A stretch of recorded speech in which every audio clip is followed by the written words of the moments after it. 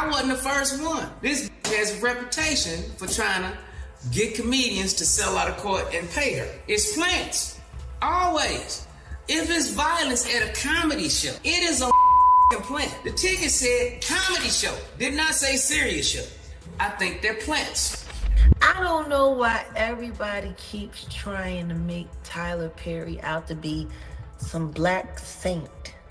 The simple fact that he used and misused and abused the black community, especially the churches, and the only church he ever really gave big donations to was TD Cakes, another freak-off veteran who come to bless the baby oil. These people are not powerful. Satan can't create anything. That includes blessings for his people. That's why, you know what the number one job of somebody that sold their soul in Hollywood is? What? Is to act like it didn't happen. They all do the same job. Eddie Griffin and Katt Williams are two well-known comedians you can't easily overlook. They're famous not just for being funny, but also for speaking the truth, even when it makes people uncomfortable. Their comedy often shines a light on serious issues, and that honesty hasn't always worked in their favor, especially when they challenge powerful people in Hollywood. Griffin has talked about how the media is sometimes used to silence or damage the reputation of those who speak. Williams has gone even further, saying that some people behind the scenes in Hollywood expect others to fall in line in ways that are deeply troubling. Now that these two bold comedians are joining forces to reveal even more, they've hinted that Tyler Perry might be connected to what's really going on. Motherfuckers be gay in Hollywood, you never expected. They be having these big-ass mansion parties, and the mansion party, the whole mansion is a party, and then it's a separate party in the little rooms. I ain't been famous that goddamn long. I'm excited to be at the mansion party. You be looking in all the goddamn rooms, and you around and look in the wrong room and shit. All of these big dick deviants is all catching hell in 2024. It's up for all of them. It don't matter if you Diddy or whoever you is, TG Jakes, any of them. All lies will be exposed. That's all. And anyone who takes that the wrong way, know why they take it the wrong way. To understand why Eddie Griffin and Katt Williams are speaking out, you have to look at the struggles black comedians have faced in Hollywood. Shows like Martin, Malcolm and Eddie, and The Jamie Foxx Show weren't just regular sitcoms. They were important platforms that brought black stories, humor, and culture into the spotlight. These shows helped break down barriers in an industry that usually pushed diversity to the side. For a while, networks like UPN became known for supporting black entertainment, giving talented black actors and comedians a space they often couldn't find elsewhere. But there was always a downside. Once these shows started gaining popularity and making money, networks, UPN included, began turning away from black-led content. Instead, they moved toward more mainstream programming, which left many black creatives without the support they once had. This shift wasn't just about chasing ratings. It showed how the industry often benefits from black talent in the short term, without making a real effort to support diversity over time. You know, right, you see the money they'll put behind an unknown white talent just starting out, right? When we all came out, this goes from Martin's show to me and Malcolm's show to Jamie Foxx show, so on and so forth. They put us on these new networks. Remember they had UPN, I used to call it You Pick a Nigga, the You Pick a Nigga network. Every black show creates this network. Once this is built on our backs, they sell the fuck. Where's UPN at? Hey. Eddie Griffin hasn't held back when it comes to calling out how Hollywood treats black creatives. He's talked about how the industry often uses black talent to reach specific audiences, only to drop them when they're no longer making enough money. Griffin knows this firsthand from his time on Malcolm and Eddie. Even though the show was successful, it didn't get the same level of promotion or recognition that similar shows with white leads received. He's called out the double standards, saying Hollywood profits from black artists while keeping them under tight control behind the scenes. So where does Tyler Perry come into this?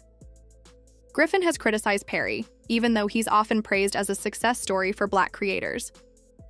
Griffin argues that Perry may actually be helping to keep some of Hollywood's harmful practices in place. One major concern is how Perry's characters, especially Medea, present black men. While the Medea character has entertained a lot of people, critics like Griffin believe it reinforces negative stereotypes, either portraying black men as weak or as comic relief. They believe this kind of portrayal holds back real progress by keeping old, damaging ideas alive. There's also the issue of blackballing. Both Griffin and Katt Williams have suggested that Perry, with his influence in the industry, might be using that power to silence voices that challenge the system. To them, this feels like another way of keeping control, especially over those who refuse to follow Hollywood's unspoken rules. While Griffin focuses on how the system exploits Black talent, Williams goes even deeper. He claims Hollywood manipulates not just what's on screen, but also how live audiences respond. One of his most surprising claims is that the industry sometimes plants people in crowds to shape reactions. These audience members might laugh, clap, or boo based on what the industry wants the public to think about the performer, whether it's to boost someone or take them down. He already had his deals when he got here. Have we heard of a comedian that came to LA and in his first year in LA, he had his own sitcom on network television and had his own movie called Soul Plane that he was leading? No, we've never heard of that before that person or since that person. What do you think a plant is? Maybe people don't understand the definitions of these words. For Katt Williams, comedy isn't just about laughs. He believes it's a platform where big ideas clash, and where some serious manipulation happens behind the scenes. According to him, comedians with influence get monitored, and not just by Hollywood. Katt has even suggested that agencies like the CIA and FBI keep an eye on entertainers who speak out or stir public opinion. It might sound extreme, but Katt believes his raw, truth-telling style makes him a target. One issue both Katt Williams and Eddie Griffin agree on is the long-standing trend in Hollywood of putting black male comedians in dresses for laughs. From Flip Wilson's Geraldine to Big Mama's House and Tyler Perry's Medea franchise, this trope has been around for decades. Katt says he once turned down a major role in Big Mama's House offered by Martin Lawrence. For him, wearing a dress wasn't just part of the costume, it represented a bigger problem. He felt it compromised who he was. Griffin sees it the same way. He questions why black comedians are pushed into these roles far more than their white peers. Both argue that these characters, while entertaining to some, often reinforce harmful stereotypes and make it harder for black actors to be taken seriously in other roles. They believe comedy should challenge the system, not play into it. So why don't we see big names like Eddie Murphy, Will Smith, and Tyler Perry teaming up more often? On paper, it sounds like a dream team. But the truth is, Hollywood is built on competition. The system thrives by keeping big names separated, limiting their collective power. Each star has carved out their own niche. Tyler Perry with family stories, Eddie Murphy with comedy, Will Smith with action and drama. Finding common ground isn't easy, and the industry isn't built to support collaboration like that. Even Eddie Murphy, one of the most successful comedians in history, has talked about how tough it is to get funding for black-led projects. Despite his fame, he's still faced roadblocks that white actors rarely experience. That kind of uphill battle keeps many creators working solo, rather than teaming up to change the game. And then there's the Hollywood party scene. It might seem like just glitz and glam, but people like Katt Williams and former bodyguard Gene Deal have raised serious concerns. They've suggested that some of these exclusive parties aren't just about fun. They might be more like hidden initiations for Hollywood's inner circle. According to Katt, some guests get caught in compromising situations, with everything recorded for possible blackmail or leverage. For him, these parties show the dark side of the industry, a place where power rules and ethics get pushed aside. Diddy's parties in particular have been brought up more than once.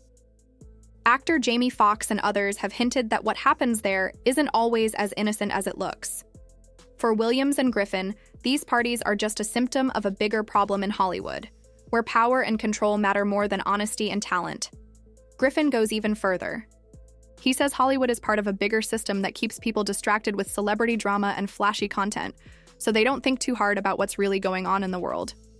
According to him, the industry plays a major role in shaping public opinion and spreading the agendas of the powerful. He believes fans need to think critically about what they're watching, whether it's reinforcing stereotypes or glamorizing empty lifestyles. Both Griffin and Williams aren't just criticizing the system to stir drama. They're asking people to wake up. They want audiences to question the way entertainment works, who really controls it, and what messages are being pushed. But now it's your turn. What do you think? Are Griffin and Williams just being paranoid, or are they exposing a truth that too many people choose to ignore? Drop your thoughts in the comments.